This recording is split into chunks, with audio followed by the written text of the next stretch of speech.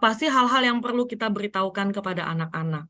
Dan memang kalau di dalam pemberitahuan ini ya kita nggak bisa misalnya langsung share semua informasi. Kita harus juga pikirkan di usia anak ini. Misalnya dengan anak usia 0 sampai 5 tahun, biasanya yang saya lakukan adalah memperkenalkan anggota tubuh dia yang benar gitu ya. Bahwa kalau saya biasanya kasih tahu ke anak-anak bagian yang tertutup gitu ya, yang kamu misalnya pakai baju, kamu tertutup dengan celana, itu bagian-bagian yang seharusnya tidak disentuh oleh orang lain gitu. Ya, itu menjadi bagian private-nya kamu.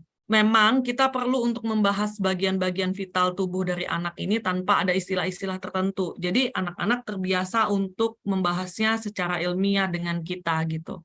Yang paling konkret memang di usia 0 sampai 5 tahun karena memang masih konkret karena dia akan paham apa yang dia lihat ya gitu ya, apa yang memang terlihat dari dia, maka kita perlu menjelaskan gitu.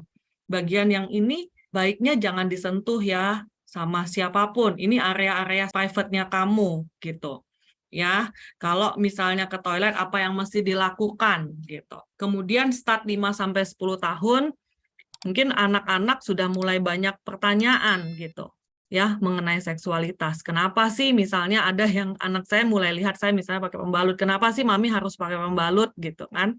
Saya menjelaskan, iya ini semacam pampers. Kenapa nanti waktu di usia kamu yang remaja, nanti kamu akan mengalami menstruasi seperti yang mami jalankan sekarang gitu. Nah, ketika usia 5-10 tahun, anak-anak mulai memperhatikan ya ekspresi kita menjelaskan segala sesuatu ke mereka gitu. Kalau misalnya memang dia menemukan kita tuh insecure membahas ini, ya anak-anak jadi merasa jangan-jangan nggak bisa membahas ini dengan kita selaku orang tua gitu ya. Kalau menurut saya sih kadang-kadang hal-hal yang seperti ini justru baiknya tanya ke orang tua ya. Jadi kita bisa memberikan pemahaman yang jelas gitu ya mengenai mana yang benar, mana yang enggak ke anak-anak, terutama untuk di bagian-bagian yang mana sih ini yang boleh tersentuh gitu kan. Kadang-kadang kan kalau di sekolah kita juga maksudnya orang tua nggak ada di situ, cuma kita harus sudah memberikan dasar-dasarnya kepada anak gitu. Nah, masuk 10-12 tahun, rata-rata anak-anak mulai mengalami perubahan-perubahan di tubuhnya. Ya, Bapak Ibu. Kalau anak saya sih start 7 tahun, lebih cepat ya. 7 tahun, 8 tahun sudah mulai kelihatan gitu loh, ada perubahan gitu. Untuk di anak perempuan, yang saya bilang tadi, mulai ada muncul payudara gitu kan, pinggulnya yang berubah.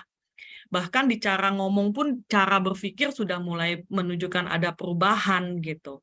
Ya, kemudian dia juga sudah mulai pengen tahu apa yang terjadi di tubuh saya, kenapa payudara dia dengan saya berbeda, apakah dia akan mengalami hal yang sama. Nah, kemarin anak saya malah bertanya begini, Mami, gitu, Kak, apakah nanti di ketiakku akan tumbuh bulunya, katanya. Ya, saya bilang iya, terus gimana cara bersihinnya, sudah mulai begitu, padahal belum dia muncul seperti itu. Nah, untuk sekarang memang kadang-kadang dengan kondisi teknologi yang berkembang banget, kita kadang-kadang sulit untuk misalnya memberikan batasan dia informasi yang mana yang dia boleh tahu saat ini, mana yang belum. Kadang-kadang mereka udah tahu duluan gitu. Ya, dengan informasi ini mau nggak mau perlu ada penjelasan yang tepat gitu ya. Kemudian perlu juga memberitahu gitu ya kalau ada orang-orang yang misalnya tidak sesuai gitu memegang area sensitif, apa yang perlu dilakukan gitu. Ada beberapa notes yang mungkin pertama itu bisa teriak sekencang mungkin atau lari ke tempat yang ramai sehingga bisa mencari pertolongan gitu ya.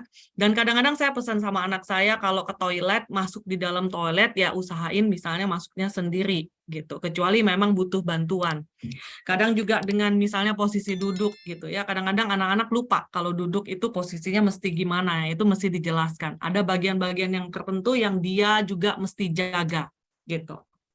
Anak-anak saya juga sudah kadang-kadang bertanya ada konten-konten tertentu gitu ya yang saat ini mereka tahu dari mereka nonton film misalnya.